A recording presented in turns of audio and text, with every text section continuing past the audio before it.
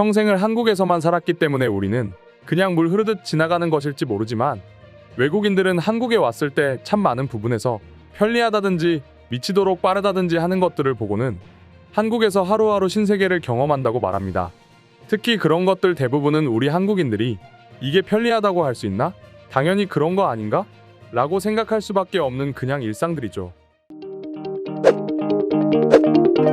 그리고 최근 해외 커뮤니티에는 한 외국인이 한국에 와서 한 달을 살아보고 충격받았다는 글을 남겼는데 네티즌들 사이에서 아주 난리가 났다고 하는데요. 과연 무엇 때문이었을지 지금부터 살펴보도록 하겠습니다. 한국에 살게 된 지 어느덧 한 달하고 보름이 지나간다. 그런데 아무리 생각해도 너무 놀라운 게 하나가 있어서 이렇게 알려주려고 글을 쓰게 됐어. 모든 나라가 생활제도가 다르기 때문에 이해할 수 있다고는 하지만 내가 살았던 특히 영어권에서는 본 적이 없었는데 한국만 다른 게 하나 있더라고. 바로 전기세 납부와 관련해서야. 내가 직전에 살았던 호주에서는 전기세 때문에 얼마나 난감했었는지 몰라. 그렇다고 한국의 전기세가 매우 비싸다거나 너무 싸다거나 해서는 아니야. 물론 한국의 전기세는 호주나 일본보다 훨씬 저렴했어. 그런데 오늘 말하고 싶은 건 그게 아니라 특히 호주에 살았을 땐 전기세를 납부하기 위해서는 내가 직접 발로 뛰어 알아봐야 했는데 이곳에서는 나도 모르는 사이 내가 이미 납부를 했더라고. 이게 어떻게 된 일이냐면 하루는 오피스텔 관리비 고지서를 받았고 정확히 12만 5,289원이 나왔어. 그래서 난 그런가 보다 싶어서 그냥 입금을 했지. 그리고 전기세나 수도요금 같은 것들을 내가 직접 내기 위해서 회사에 전화를 했는데 이미 납부를 했다는 거 있지? 혹시 집주인이 내가 외국인이라고 배려하는 차원에서 내준 건 아닐까라고 생각하고 집주인에게 연락을 했는데 그게 아니라 내가 이미 납부를 했다고 하는 거 아니겠어?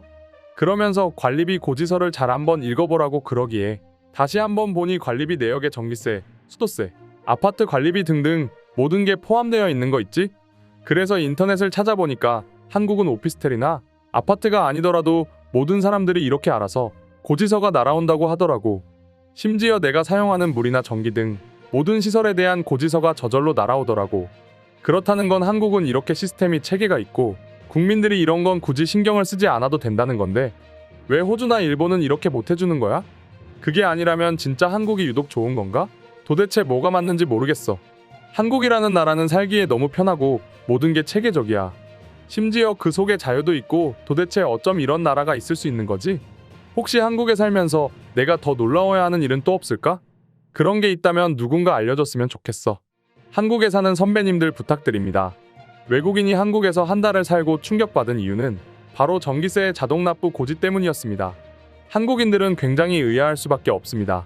아무래도 이사를 가면 당연히 다음 달 전기세는 알아서 우편함에 꽂혀 있습니다. 심지어 일일이 납부하는 것에 대해 신경 쓰고 싶지 않은 분들이라고 한다면 이사와 동시에 자동 납부를 신청하곤 합니다. 아마도 요즘 대부분의 사람들이 그런 방식을 이용하고 계실 테죠.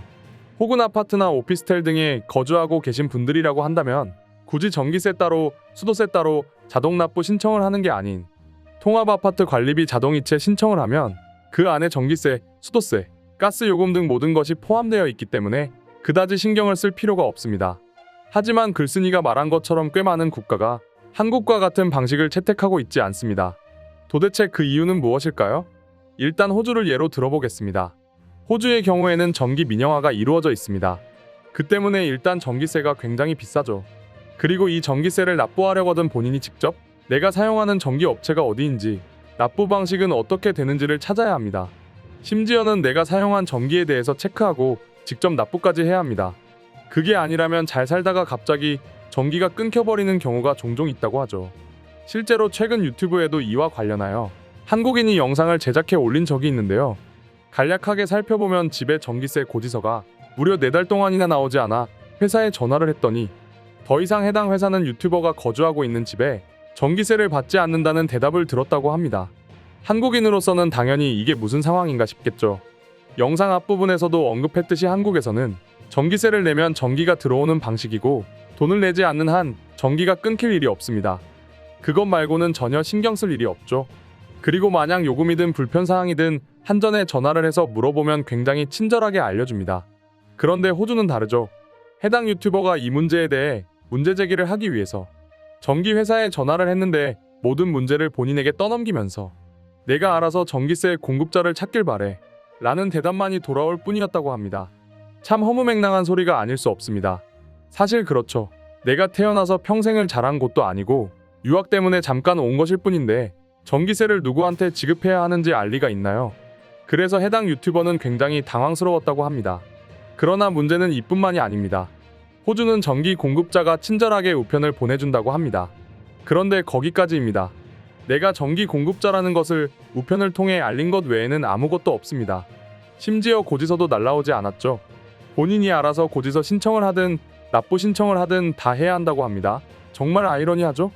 내가 돈을 내고 전기를 이용하겠다는데 아무 말도 없이 그냥 우편 하나 달랑 보내놓고 전기 공급자가 바뀌었다고 공지하는 것 외에 다른 설명은 하나도 없었으니 말이죠. 정말 아무것도 모르고 있다가 해당 유튜버는 전기가 단전될 위기에 놓였다고 합니다. 그런데 호주만 그런 것도 아니죠. 가까운 일본 역시 마찬가지입니다. 일본 정부는 지난 2016년부터 전기 소매 판매를 민간 기업에 개방했는데요. 시행 첫 해에 무려 400여 개 기업이 소매 전기 사업자로 등록이 됐습니다. 당시에 무려 290만 가구 이상이 새로운 전력회사로 갈아탔죠. 아무래도 초기에 여러 회사들이 경쟁 회사들보다 더 3%에서 5%씩 더 저렴하게 해주겠다며 고객을 유인했으니까 당시 한창 버블이 꺼지기 시작하고 일본 경제가 침체되던 시기와 맞물렸다 보니 일본인들이 갈아탈 수밖에요. 이후에 생길 문제는 전혀 생각지도 못했을 겁니다. 그리고 결국 2021년 문제가 하나 둘씩 터지기 시작했습니다. 지난해 일본 언론은 전기요금 4배 상승, 경영자 폐업밖에는 답이 없다, 연료 가격 급등이 배경이고 갈아탈 전력회사도 찾지 못했다 라는 제목으로 기사가 올라왔습니다. 또한 기사 인터뷰에 응한 한 전기회사 관계자는 아슬아슬하게 경영을 계속해왔지만 전기세의 급등이 계속되면 결국은 폐업밖에는 답이 없다 라고 말하여 일본 열도를 발칵 뒤집어 놓았습니다. 심지어 이 회사들은 빗발치는 주민들의 전화에 위약금을 지불하면 다른 회사로 전환해도 괜찮다 라는 말을 아무렇지 않게 했습니다. 하지만 문제는 다른 회사도 똑같은 상황이었기 때문에 전기를 공급해줄 다른 회사를 주민들이 직접 찾을 수 없었고 그냥 막연하게 단전될 때까지 기다리는 수밖에 없었죠. 실제로 트위터에 전기세 2배라든지 전기세 너무 비싸라고 검색을 해보면 이와 같이 전기 요금이 너무 비쌉니다 라는 글이 수두룩합니다.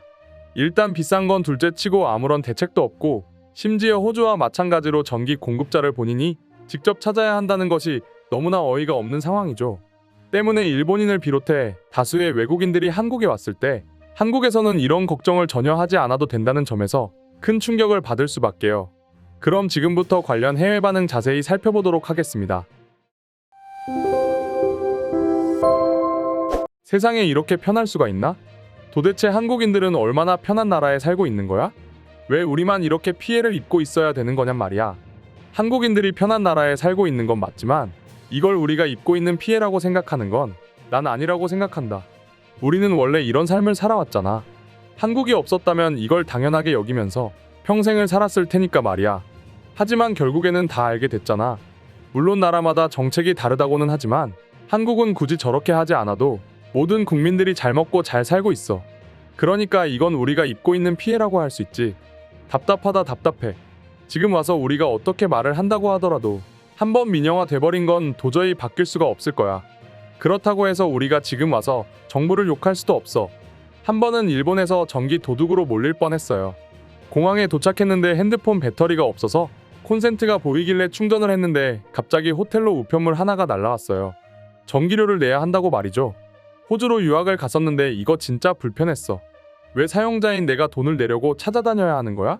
보통은 공급자가 돈을 내라고 이야기를 해주고 계좌라든지 어떤 식으로 대처해야 하는지를 이야기해줘야 하는 게 정상 아냐? 꽤 많은 나라들이 이 같은 방법을 이용하고 있다. 그렇게 따지면 그냥 한국만 다른 거라고 할 수 있어. 그러니까 한국이 이상한 거야. 우리가 정상인 거고 말이야. 정상이고 아니고를 떠나서 이 사회 시스템 자체가 너무 부럽지 않아요? 한국은 모든 걸 알아서 체계적으로 해주는데 왜 다른 나라는 이게 안 되는 거죠? 도대체 이유를 모르겠어요. 한국은 워낙 사회 전체가 IT로 잘 묶여 있고 이 IT 시스템이 사회 곳곳에 녹아 있기 때문이지. 실제로 한국은 핸드폰 하나면 모든 업무를 다 볼 수 있어. 모바일 뱅킹도 그렇고 모바일 정부 앱도 그렇고 정말 다양하잖아. 그러니까 전기료가 어떻고 수도세가 어떻고 하는 것보다 한국의 이 전산망 시스템 자체가 독특하고 대단한 거지. 사람들은 많은 피해를 입고 있다. 누군가는 이게 피해가 아니라고 생각하겠지만 언제 나라 경제가 파탄이 날지 모르는데 섣부른 행동이 아니었을까 싶어? 지금 일본만 봐도 그래. 일본은 지금 갑자기 전기요금이 저렇게 상승해버리니까 국민들이 여름에 에어컨을 틀지 못해서 힘들어하잖아.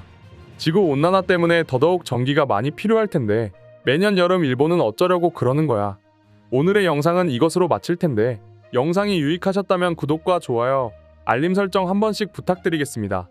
다음 영상으로 찾아오겠습니다. 감사합니다.